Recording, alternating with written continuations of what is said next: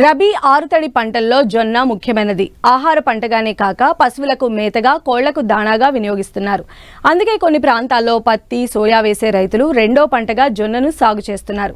అయితే ఇప్పటికే విత్తిన రైతులు, ఇంకా విత్తబోయే రైతులు తొలి దశ నుండి ఆశించే చీడపీడల పట్ల జాగ్రత్త వహించాలని సమగ్ర సస్యరక్షణ చర్యలు తెలియజేస్తున్నారు ఆదిలాబాద్ కృషి విజ్ఞాన కేంద్రం శాస్త్రవేత్త రాజశేఖర్.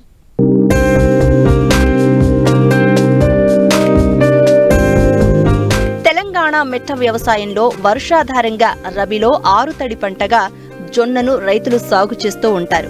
ఈ పంటను ప్రధానంగా మహబూబ్ నగర్, ఆదిలాబాద్, మెదక్, సంగారెడ్డి జిల్లాల్లో అధిక విస్తీర్ణంలో సాగు చేస్తున్నప్పటికీ మెట్ట ప్రాంతాల్లో తక్కువ వర్షపాతం నమోదయ్యే ప్రదేశాలలో వాతావరణంలో మార్పులను తట్టుకుని కనీస దిగుబడినిచ్చేటటువంటి పంట.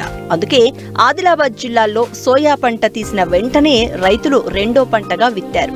ప్రస్తుతం పత్తి పంటను తీసివేసిన రైతులు ఇప్పుడిప్పుడే నాటుతున్నారు. అయితే తొలి దశ నుండే చీడపీడల పట్ల జాగ్రత్తగా ఉండాలని సస్యరక్షణ పద్ధతులను తెలియజేస్తున్నారు ఆదిలాబాద్ కృషి విజ్ఞాన కేంద్రం శాస్త్రవేత్త రాజశేఖర్.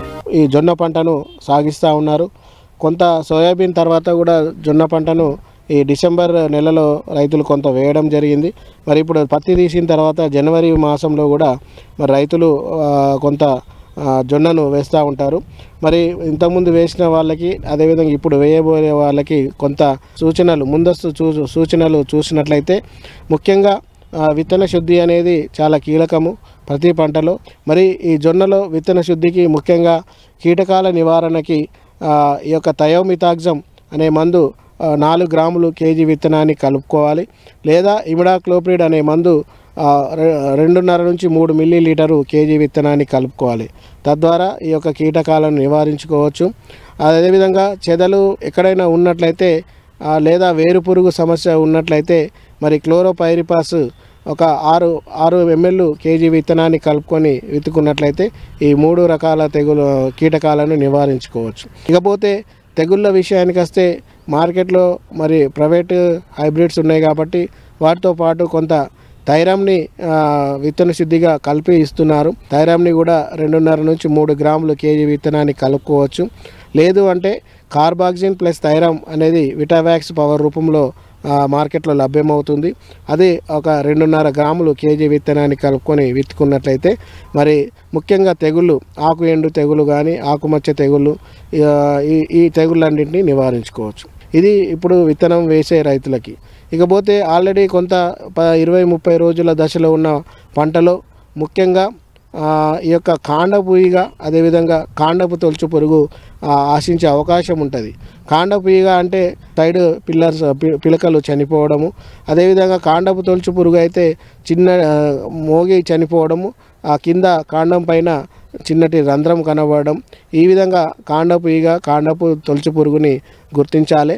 ఈ రెండింటి నివారణకి ముఖ్యంగా మోకాలు ఎత్తు అయినప్పుడు అంటే 45 నుంచి 50 రోజుల దశలో ఈ కార్బోఫిరాన్ గుళికలు 3G గుళికలు ఎకరానికి 3 కిలోల చొప్పున ఆ సుడిలో వేసుకున్నట్లయితే ఈ 2 రకాల కీటకాలను నివారించుకోవచ్చు.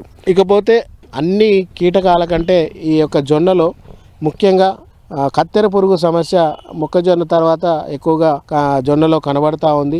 కాబట్టి ముందస్తుగా ప్రస్తుత పరిస్థితులలో మరి కత్తెర పురుగుకి నివారణ చర్యగా ఈ లింగాకర్షక బుట్టలు ఎకరానికి 4 చొప్పున పెట్టుకొని ఆ రెక్కల పురుగును గమనించి ఆ రెక్కల పురుగుల యొక్క ఉధృతి నష్టపరిమితి స్థాయి కంటే ఎక్కువ ఉంటే అప్పుడు మొదటగా ఈ అజాడిరెక్టిన్ వేప నూనెను 1500 ppm 5 మిల్లీలీటర్ లీటర్ నీటికి కలుపుకొని పిచికారీ చేసుకోవాలి.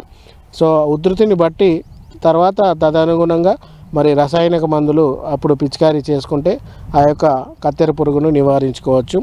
కాబట్టి ప్రస్తుత పరిస్థితులలో ఇప్పుడున్న పంటలో ఈ తగు జాగ్రత్తలు తీసుకున్నట్లయితే మంచి పంట పెరుగుదల వచ్చే అవకాశం ఉంటుంది.